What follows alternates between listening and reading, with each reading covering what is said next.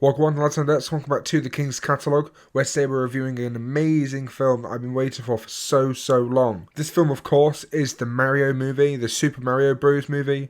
Wow, okay. I've been waiting for this for so long. This might be a slight bias of a review because my old name was MagnaMario, and Mario was because I was a fan of Super Mario. So this, I'm a big fan. Been waiting for this for a while. It's like, a Sonic fan watching a Sonic film. They probably enjoyed it a lot more than most people will. So this will be a slight bias, but I'll try and be as fair as I can. The story of this film is that Super Mario and Luigi are from Brooklyn, New York, and they have been somehow sucked into the Mushroom Kingdom. They were split apart, and Mario has to try and find and rescue Luigi from the clutches of Bowser's claws. Now, if that doesn't sound incredible to you, you're a loser. You're a fucking loser. Scumbag. Now, you might be thinking Peach would be the one to get rescued, but Peach is actually the secondary hero right beside Mario. Join them on the adventure along with their trusty Toad. Captain Toad. It's never said it's Captain Toad, but I think it is Captain Toad. And the Super Mario Bros. Have to find a way to defeat Bowser. Now, I'm going to go straight into the characters, okay? Mario, excellent. Chris Pratt, who was voicing Mario, did an excellent job in this film. I was kind of nervous that they did get Chris Pratt for it. I would have personally liked to see Charles Martinet, the original voice of Mario, do it. But it makes sense. You get some celebrity voices, so people are more interested. I wouldn't have thought about the voice actors if they didn't do a big thing about the celebrity voice actors, but because they did, it kind of brought attention to it. Mario in this film was great. He was brave, he was good, he had his strong morals, he was doing everything to protect his brother, and Mario and Luigi were a great duo in this film. They unfortunately weren't together as much as I'd liked them to be, but when they were together it was absolutely excellent.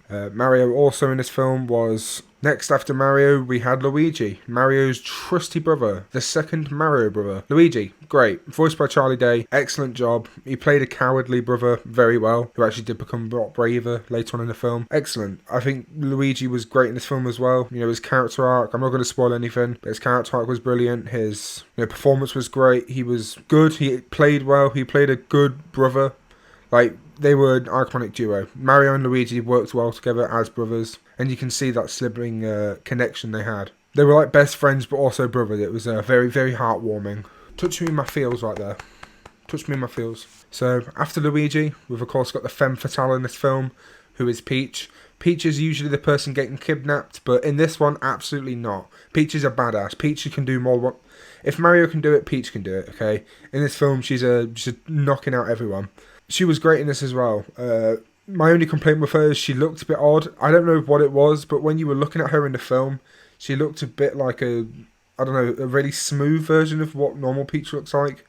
Like it was less human and more like this creature. But it's what happens. I think it's because they didn't really have a big, her dress usually goes out a bit bigger and it was quite small in this, like more realistic as a dress. But she was good in this. The voice acting, I can't remember her name, but they were great as well. All the voice acting in this was great. I'm just going to say it out now. Voice acting in this was brilliant, and Peach was no exception. Toad, also excellent, was by the side the whole time, fun character, yeah. Donkey Kong, another character who was just there for a lot of the film. Donkey Kong actually was one of my standout characters. I didn't realise they were going to be so big in this film, but Donkey Kong was brilliant in this film. I would have been, if I'd seen both films and one had Donkey Kong, one didn't, I would prefer to see the Donkey Kong one, because he actually did bring a lot to it, and he was most of the comedic value as well. And I saw a little bit of myself in him, being the big hairy gorilla. I love relatability in films. Now that we've done with the characters, I'd like to talk about the music for this. All the music in this is basically remixes of old Mario and Nintendo songs. So this was a semi for me. I was semi-chub because all these Mario themes they were clicking in my head. I was like,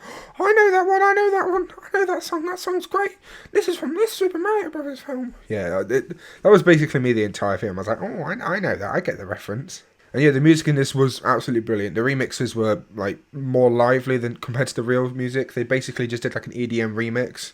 It's basically like if you go onto YouTube and you search, Teletubbies theme song type beat, and it will come up with a full remix of the song where it's got drum and bass. That's basically what every song in this was. And now I just want to talk about some of the pros of this. The first pro, obviously the music was great.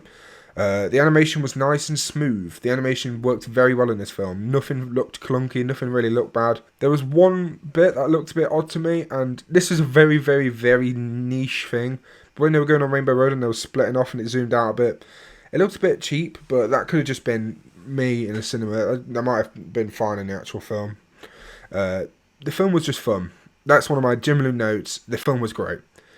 I enjoyed it. I would watch it again when it comes out on DVD or Blu-ray or on any streaming platform. I'm going to give it another watch because it generally was just fun to watch.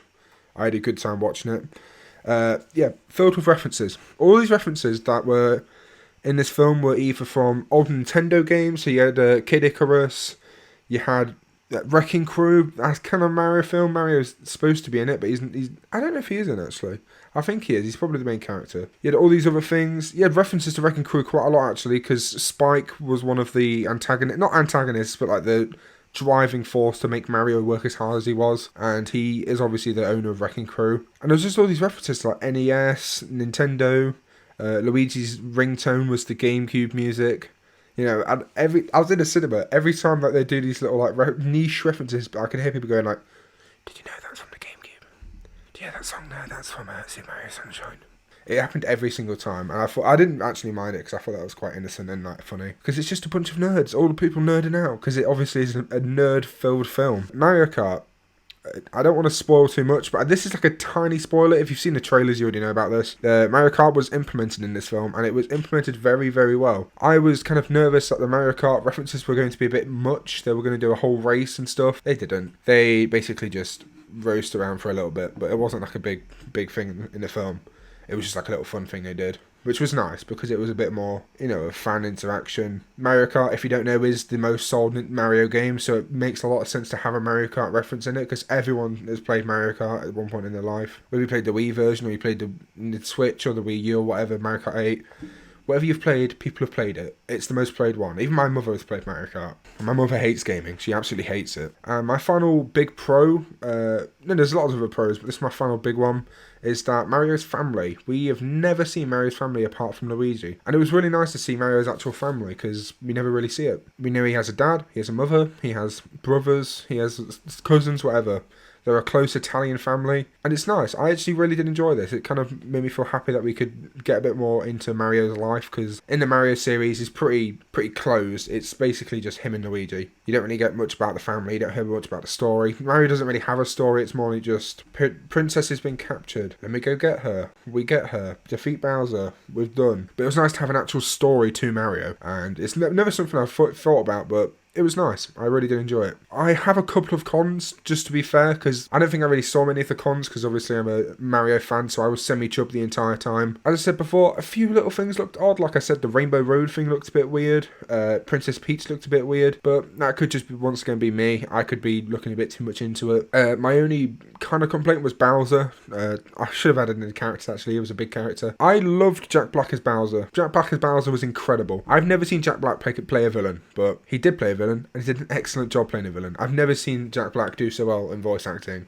It was actually really nice to see, because he played it well. He played someone who was madly in love with Princess Peach, and they didn't feel the same way. It was great. I really did enjoy Jack Black's involvement. But Bowser, I feel like Bowser could have been a bit bigger, a bit stronger. He didn't really show much of his powers. At the start of the film, he melts down like an ice kingdom, and that's really cool. I would like to have seen a bit more of that in this film, but they didn't really go into that area. They kind of just went, Mario beat you up, and then Peach beat you up, and then Donkey Kong beat you up, and then the brothers together beat you up. And that was kind of the entire thing. They didn't really show Bowser, you know, handing some ass on a plate. They didn't really show him kicking some booty. And I just want to add a few more things before I get to the actual score. If I was a child and I watched this film, I would have been so excited. I would have tried to buy this film on Blu-ray, see it 10 times in the cinema. It was incredible. If I was a child back then, I think like 6 years ago, I would have been way more into it. You know, which I did enjoy it now. It was nice to see it, and I see a Mario film that wasn't complete shit. But if I was a child, I definitely would have enjoyed this more. So if you're a parent watching this video,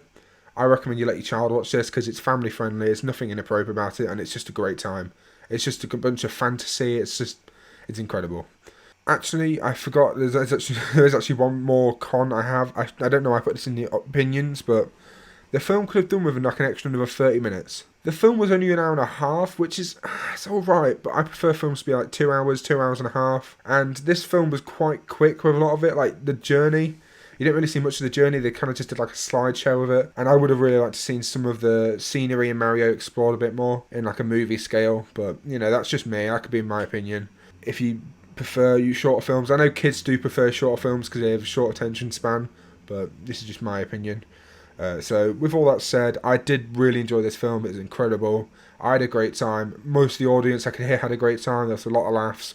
So I'm going to give this score a 7.5 out of 10. 7.5 on the King's Catalogue, sorry. 7.5 crowns. It was incredible. I really did enjoy it, and I do want to watch it again. I don't really like to watch films over and over again, but this is going to be one of them, because it was just so much fun. That's it for me in today's video. Remember to like, subscribe, do all that good stuff, and I'll see you in another video. So yeah. See ya.